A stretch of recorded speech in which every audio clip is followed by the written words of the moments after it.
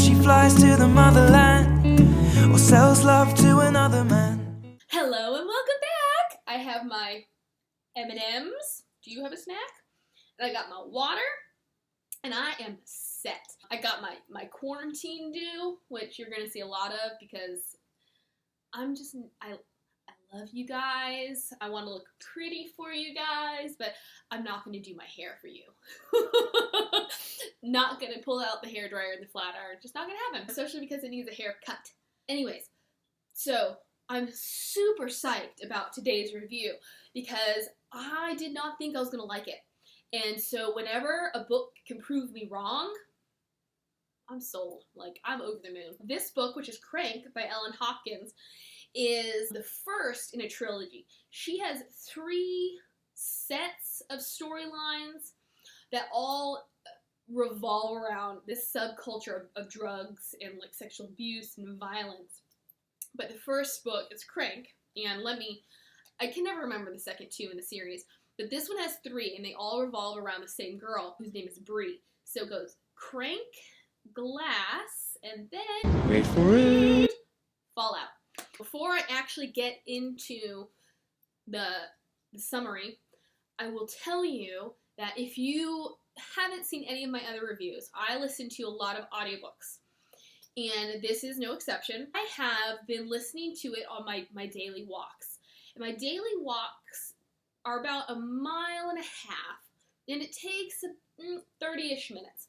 So I started this book when I started my walk, and about 15 minutes into my walk, I was ready to call it quits.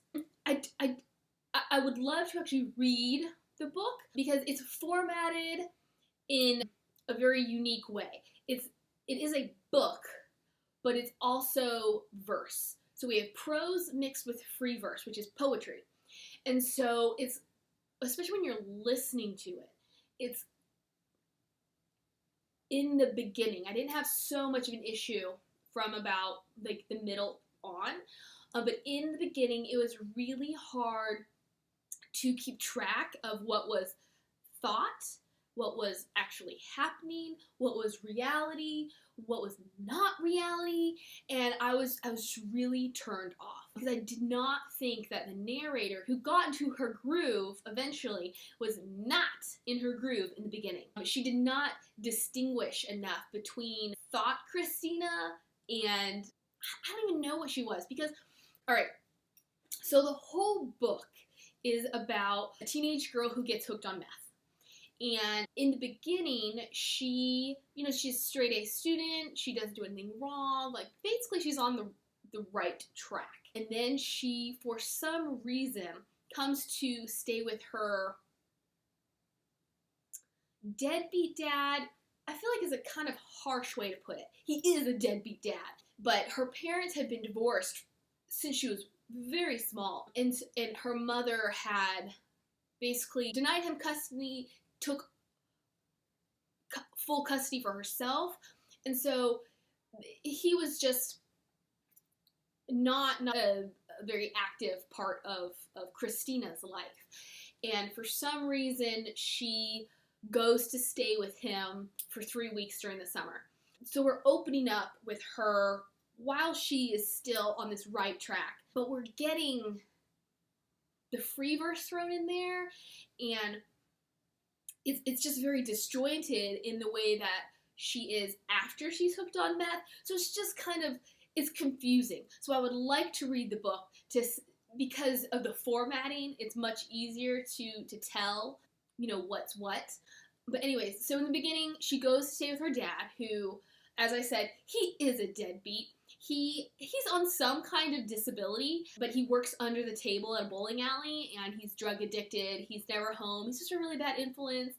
And she meets Adam, who he lives in her dad's apartment complex, and he is the one who gets her addicted to crank. Then from there, she just spirals. And in the end, we are left kind of uncertain as to whether or not she beats her addiction, which if you've read anything about its successors, you know she does not. It's a lifelong problem for her.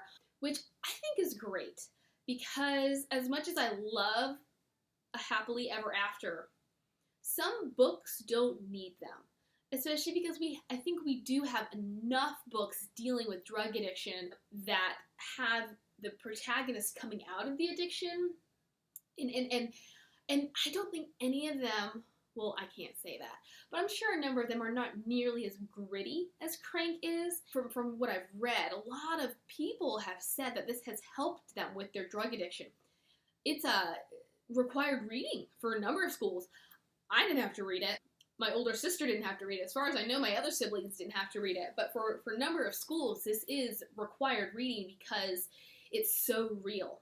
And I would say that, you know, the whole audiobook thing aside, because that, I don't think that's anything to do with writing so much as it gets lost in translation with the prose and the verse, and you just, when you first are thrown into a novel and you don't know who's talking and what's going on and what's real and what's not real, it's just really difficult to care. One thing I wish she had done is followed or sent Christina into madness with the writing. So while she's still this good girl, it's prose. You know, she has logical trains of thought, and we can clearly see what's going on in her life and understand what's happening, and not until after she starts doing drugs, add in the free verse and the craziness and all the wildness that kind of gave the book its name, or, you know, made a name for the book. I guess my other question, which is someone who never been addicted to drugs, never had those kinds of struggles, I did question the validity of how fast everything happened, because, as I said, she was with her dad for 3 weeks. And I understand teenage girls do a lot for love. A lot of things they probably wouldn't do, but use meth 1 week after meeting a boy, no matter how bored she is because there's no cable and her dad neglects her the entire time. I just had a hard time swallowing that. And for me, I just need rationality. I need to know that this really could be the way it happens. Like, it's not that she already had her demons, and so taking drugs was the next step, or not, it was just something within the realm of her possibility.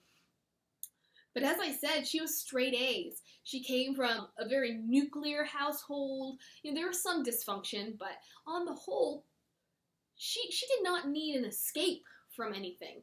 She basically took drugs because she had a crush on a boy. I guess they'd had like a few makeout sessions and heavy petting instances. And again, I understand hormones. But for somebody who never even saw the need to smoke before she arrives at her dad's, she's willing to smoke crack because the boy she likes tells her to. I just thought that it was hard to swallow. So really the beginning I have issues with for various reasons. But once she gets hooked, have you ever seen Intervention? So I have kind of an idea as to how addicting things can be. But I guess she'd gotten high twice before she went home. Is that really all it takes to get hooked?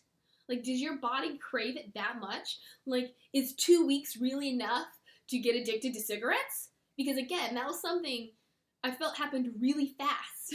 So she's at her dad's for 3 weeks.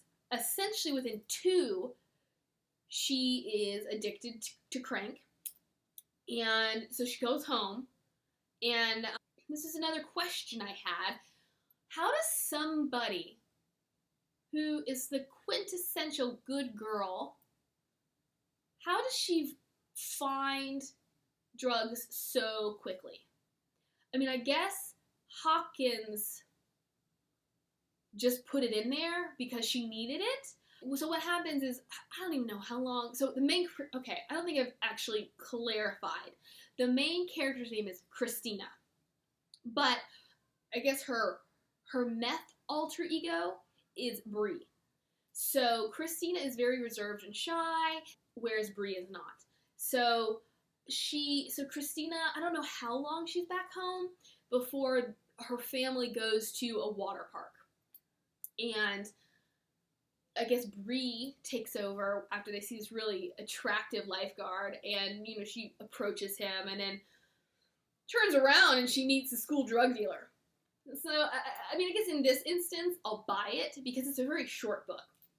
And so Hopkins needed to get things rolling quickly. Then she meets the school bad boy, the drug dealer, who ends up not even being at her school anymore. A little wishy-washy there, but that's really nitpicky. So one of her friends, this again, like, I guess because this was not a big culture in my world, and I felt even within my school, I knew there were kids who did drugs, but I didn't feel like it was a massive culture. She has a friend whose sister does meth. But it's like, so she walks, I know this is really rambly. It's like she goes to the mall and she runs into some cheerleaders and automatically they do meth. Like, that's how they stayed so skinny. Okay, if any of you went to my high school and were a cheerleader, please tell me. Like, is that how you stayed thin? Like, was that something that you were really exposed to that you all were addicted to? Because as far as I can tell, none of them went down the drug rabbit hole. So she now kind of has two connections. She has the school bad boy and she has one of the cheerleaders. So she's doing all those things that you would not expect a good girl to do, and she's slowly making poor decisions that amount to more poor decisions. But even though the hot lifeguard is the one that everybody thinks would be the best choice for her, she starts falling for he's not really a drug dealer, but the bad boy who can get her drugs. When I think about shows like Intervention, I wonder, because he's painted as a pretty decent guy, intelligent. He has his limits, which again, I kind of wish Hopkins had explored, because it's like Christina just spiraled, whereas this guy who has been at it for a while knows what he will and won't do. Like, at first, she's only into snorting, and then when she meets Robin, the cheerleader, Robin's like, oh no, you should melt it, you should burn it. And he's like, well, that's something I'm not going to do. So I kind of wished Hopkins had explored these other avenues, because it's like, he eventually gets accepted to USC, which is a really good school. And you can't be drugged out of your mind and be able to go to a school like that, earn the grades to go to a school like that. So that was not really a big part of the novel, but for me, it got me questioning and wondering, like, how is it that two people experiencing the same drug can have different reactions to it, I guess you could say. They both enjoy the sensations from it, but one cannot get enough, immediately cannot get enough, whereas the other one can kind of take it or leave it. So she's starting to fall in love with Chase, but he, I guess because, he's into drugs and he lives further away now and whatnot, he's not always there. He's not always responsive to her phone calls and whatever. So she sort of gets involved with Brendan, the lifeguard, and he ends up raping her, from which she gets pregnant. And then that is the point where she pulls back from the drugs because she realizes, I'm pregnant. It's probably not the best idea to have a crack baby. And that's where it ends. I know I meandered and then I just stopped. But there's just kind of a lot in between that is really about her bad choices, about how she gets deeper into drugs, tries different drugs, lying to her family, sneaking out of the house, her grades are failing, her life goes down the toilet, and she recognizes her bad choices, but they're really not important enough to highlight. It's more about She meets this guy, gets her hooked. She has these relationships with 2 others. Bad things happen. She gets pregnant. And then she's battling, which they call the monster. She's battling the monster. And in the end, you know she wants to quit, but she's not sure if she can. Because, what is it? She says, you know, the monster's always with you. I think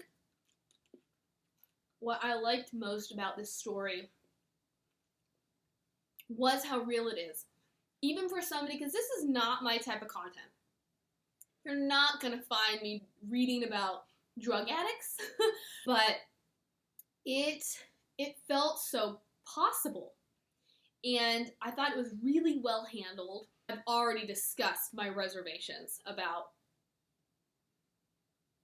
how quickly things happened and how I really wish we could have followed her descent into madness. And I'm not a poetry person. I hated poetry growing up, and then I took a poetry class in college, and I was like, oh wow, this isn't so bad. But still, I feel like a lot of poets try too hard to be deep, and that turns me off. I'm like, can it just rhyme? I really like Dr. Seuss. But this one, it didn't necessarily have to make sense because she wasn't making sense. And that's what was so great about the structure and writing as a whole. I wish we could have gone from clear-headed to not clear-headed, because I never got the sense of, really, of this is what I lost. I had this really great life, and I gave it up for the monster. Because in the very beginning, it already felt like Christina / Bree was addicted. Rather than, got off the plane, I finally get to see my dad, but he's neglecting me, and I have nothing to do, and there's this guy, and I like him, but I really don't know. Like, he's not such a good guy. Like, this is what he wants me to do. This is what he does, and I don't think it's a good idea. And there's really no battle. And I feel like that is really important when you have a character going from 0 to 60, and you're really trying to portray the downside of drugs, which there's a lot of downsides. But, you know, there is so much that a person loses when they lose themselves to something that they don't have to lose themselves to. And I never felt like I got that point of decision, of back and forth. I have that when I'm trying to spend money I shouldn't spend. It's like, oh, well, should I buy this book? Should I not buy this book? Like, I really want this book, but I don't really have the money for this book, and I should be saving, and, oh, I bought it. Oh, now I feel really guilty, and I wish I could return it. Like, I wish I'd gotten that from her. I would have connected more with her. Instead, she just felt completely off the deep end from the beginning. But I might be the only one, because this is a really well-received book, a lot of accolades. It's banned in a lot of places, which I can understand why. You know, I'd like to know, because you know it's like 16 and pregnant, where it's not supposed to encourage teen pregnancy, it's supposed to discourage it, but I feel like when you make something acceptable like that, and girls can think, well, I can go on TV for it, so it's really not a bad thing. I wonder if reading a book like this can have the adverse effect. Instead of helping people with addictions or out of addictions or just exposing them, it's like it piques a curiosity. I don't know. Obviously, I'm an adult, and my hormones are on everywhere. My brain is fully formed, at least I hope. So, you know, I don't know what kind of adverse effects this can have on like a 14 or 15-year-old, because I'm assuming it's like freshman English. It's something I really recommend reading, at least giving it a shot. Definitely going in with this beginning whateverness in mind, that it's not going to be a normal book that you're used to reading, the formatting. I would like to know who has read it and what you think about it, you know, if it's something that you've actually struggled with, if you think it's an accurate portrayal, because she borrowed it from her own life experience because her daughter became addicted. I don't know if I want to pick up the other ones. I did Google them and read what they were about. The next two follow Christina. She has one child already in the second book, and then she gets pregnant again. And then in I guess it kind of follows her continued journey down the rabbit hole. And then in the third book, she's got 5 children, and she is no longer the narrator. The older 3 children are. So it kind of follows her, but it's more about the effects that her life choices have had on them. I just don't know if I loved it enough that I would want to continue steeping myself in the culture, because it's very depressing. I guess I'm just too kind-hearted, too sensitive, too empathic, want to witness that. Once was enough. I do have the others on layaway on my audiobook apps. They'll probably be last resorts, just because I'd rather read... Well, I was going to say I'd rather read a bad book, but no. I would rather read something really well written that kind of breaks my heart than something that makes me want to gouge my eyeballs out. So that's about it. I really recommend it. It's tough material, but it's well worth expanding your mind, getting outside of your reading comfort zone. So with me and my M&Ms and my Yeti cup. Until next time. Bye.